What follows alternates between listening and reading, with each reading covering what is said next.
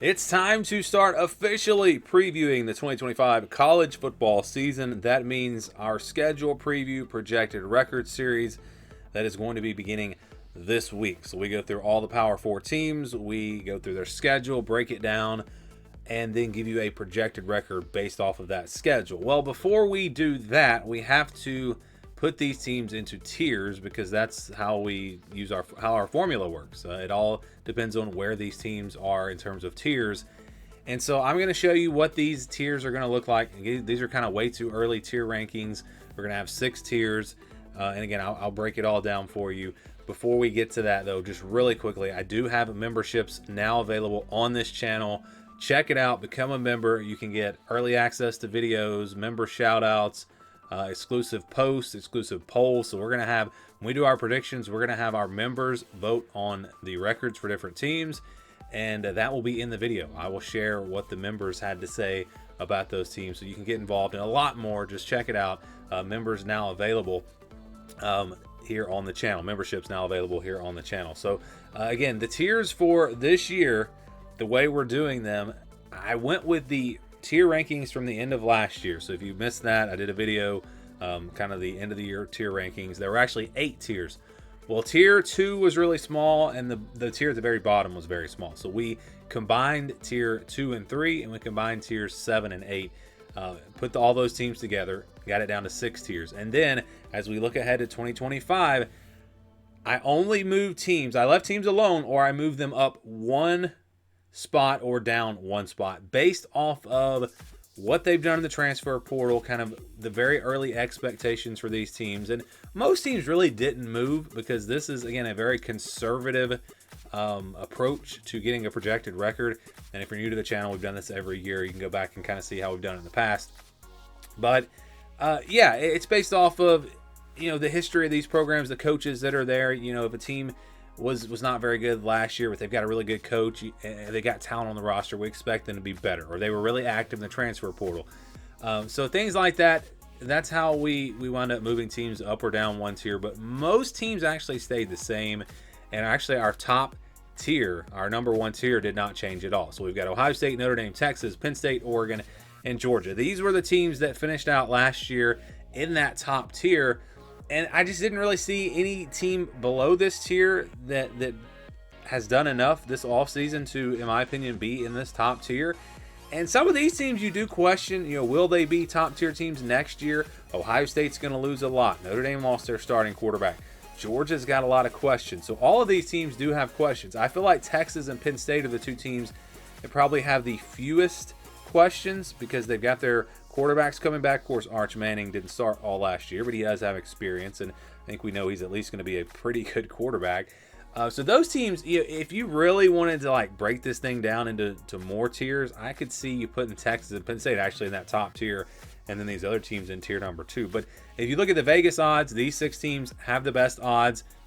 I didn't just go with my opinions. I looked at other way too early top 25s, look at the Vegas odds, looked at all kinds of different things to put these rankings together, because this is not really an opinion based thing. When we do these projected records, it's really based off of the what the general consensus out there. What does everyone think about these teams? And then we put the formula in and we put that against their schedule to give you a projected record. So again, we'll do our opinions later. I'll give you my actual predictions, and some of my predictions may be a lot different than what these tiers and what these projected records are going to tell you. But yeah, that's tier 1. So tier 2 and 3, we combined into tier 2. First, the SEC team. So this is where the SEC really loaded up with teams. Only 2 tier 1 teams, but a bunch of tier 2 teams. South Carolina, Alabama, Tennessee, Ole Miss, Texas A&M, LSU, and Florida. I'll show you the other tier 2 teams in a second. But yeah, South Carolina, a lot of momentum going into this year. Tennessee, a lot of young players, a lot of momentum going into this year. LSU and Texas A&M have a lot of talent. You expect them to step up a little bit next year, returning their starting quarterbacks. Florida, a lot of momentum. Ole Miss is one of those where, I really want to see what that roster looks like at the end of the day, but they've been active in the transfer portal, so I still think they're good enough to wind up here in tier 2, and Alabama still has a ton of talent. So again, you're looking at all these different factors: roster talent, the history of these programs, are they consistent, who's their head coach, all of these types of things go into this. And again, how they finished last year. So that's a big reason why Florida is up to tier number 2 And South Carolina finished pretty strong. So these are your Tier 2 teams in the SEC. The other Tier 2 teams in the Power 4, Georgia, or why did I say Georgia? Clemson, Illinois, Michigan, Indiana, Iowa State, Miami, Arizona State, and BYU. So you've got Clemson and Miami. They seem like the front runners in the ACC. I think you could make an argument maybe for Louisville to possibly be in that conversation. I think SMU, I looked at what all they lose. I think they lose enough where they probably drop down a tier. Michigan, a lot of momentum going into this year. Indiana was another team I thought about dropping to Tier 3, but they were very active in the transfer portal. I'm going to give Kurt Signetti the benefit of the doubt. He's a winner, so I'm going to say they'll win again next year. Illinois, return their starting quarterback. They've got some momentum going into this year. And then I still think it's going to be those three teams in the Big 12, at least looking at it now, Iowa State, Arizona State, and BYU. I'm sure there will be other teams that emerge as we get closer to the season, and then when we get to the actual season, I don't think it's going to be this predictable because it never is in the Big 12. But again, there is a heavy emphasis on last year when we do this, and that's kind of the difference in the projected records and then the actual predictions that I do once I have time to do more research. Because I'll be honest, I haven't done a lot of research on these teams yet. It's just I haven't had time to do that. We go through the entire offseason doing research, and especially from now until like the end of May, that's where I really buckle down and try to figure out which teams are going to be good and bad next year. So let's go to tier number 3 now. First teams, we got Auburn, Oklahoma, Missouri, Minnesota, USC, Iowa, and Nebraska. Auburn and Oklahoma move up a tier just because of the talent they've got coming back. Auburn very active in the transfer portal. Missouri dropped a tier. They lose some key players. Maybe I wind up putting them in tier 2 by the time we get to the season again. I don't know. But looking at it right now, they do lose a lot. And I think Missouri was a little bit overrated last year. Yeah, I'll say it. I think that they were. They, if you just look at their schedule, they had a pretty favorable schedule. Minnesota, I don't know a ton about, so I didn't really want to move them. I left them in this tier. USC, this is a tough one because I think they're still going to be very active in the transfer portal, so I don't know what their roster is going to look like. They have lost a lot of key pieces, so I think you can make an argument for them in tier number 4. Nebraska has been good in the transfer portal. They moved up a tier, and Iowa stays steady right there in tier number 3. Also teams in tier number 3, Texas Tech, Baylor, Colorado, Kansas State. Teams out of the Big 12 that I think are they're contenders. I think these teams are contenders, but maybe based off of last year, didn't do quite enough to get into tier number 2 at this point. Maybe they're in tier 2 by the time we get to our preseason rankings. We'll see. Louisville, again, I think they might be a tier 2 team. This is going to be a very interesting team. They were active in the transfer portal. Georgia Tech, pretty good in the transfer portal as well. We know that program's heading in the right direction. And then SMU, I did drop them. Looked at all the players they were losing, a lot of seniors from last year. I know they do return their starting quarterback, but as of now, they have not added a bunch of key pieces in the transfer portal. So I did drop them a tier into tier number 3. Again, this will change. These are not predictions. It's February. This is going to change. This is just a very early conservative approach to trying to figure out how good these teams are going to be.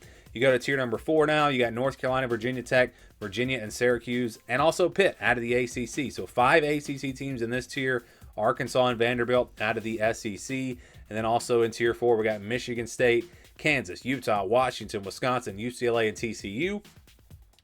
I'll go ahead and tell you right now, there will be teams from like tier 4 that will surprise, and they'll be top 25 teams, top 15 teams. We'll see at least one of those types of teams. So who will it be? I don't know at this point. But again, this is a very conservative approach to ranking these teams and putting them into tiers. We go to tier number 5 now. Kentucky, Arizona, West Virginia, Cincinnati, UCF, Houston, and Oklahoma State.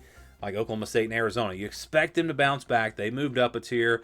We can only move teams by 1 tier, though. So that is a key when doing these rankings. Maybe I think Oklahoma State's going to be a lot better, but unfortunately I can only move them up 1 tier. I'm not saying that's what I think. I'm just an example. And then also we got Boston College, Florida State, Maryland, Northwestern, Rutgers, NC State, Duke, and Cal. Florida State's another great example. Very active in the transfer portal. They bring in Gus Malzahn. I think this is a team that could be much improved next year. And so I don't know that they're going to be tier 5, but we have to go by our rules here. And last year they were in the very bottom tier, so they were only able to move up 1 tier. And then that bottom tier this year going into the season, again, very early, is Stanford, Wake Forest, Mississippi State, and Purdue. Really nothing that these teams did to make me think they're going to be much improved next year. So this is your bottom tier. So that's how the tiers came out. And the way it works, for example, if you're in tier number 1 and you're playing a team in tier number 2 and you're playing them at home, you're going to have a 60% chance to win that game with our formula. If you are playing that game on the road, a team that's a tier below you, you play them on the road. If they're just one tier below you, that becomes a 50-50 game. So home field advantage plays into this. And again, we go through all the different tiers. If you're in tier 1 playing a tier 3 team at home, you're going to have a 70% chance to win that game. If you play that game on the road, it'll be a 60% chance. So we plug those numbers in. We have all our formulas, and then we get the projected record. And it's usually pretty accurate. We showed you at the end of the season how those came out compared to my predictions, compared to the simulations, all that. And for the most part, these projected records are within a game or two. There are some surprise teams, of course, but like I said, for the most part, these projections are pretty good, and they give us a pretty good idea of where these teams are going to be, and also how tough their schedules are. Is their schedule going to keep them from having a great season or help them to have a great season, depending on like what tier they're in, and then the opponents that they'll actually play on the schedule. So this will be starting probably tomorrow. Watch for the first video. If you want to get early access to that video, again, become a member today. I'll be talking about that more over the next week or so. Probably do a video on it to break it all down for you, but you can go ahead and check it out. And again, become a member today. I appreciate all the support. If you're not going to become a member, you can still like, subscribe, share the videos, of course. But yeah, stay tuned. We will kick things off with Ohio State, and that video probably going to be up tomorrow.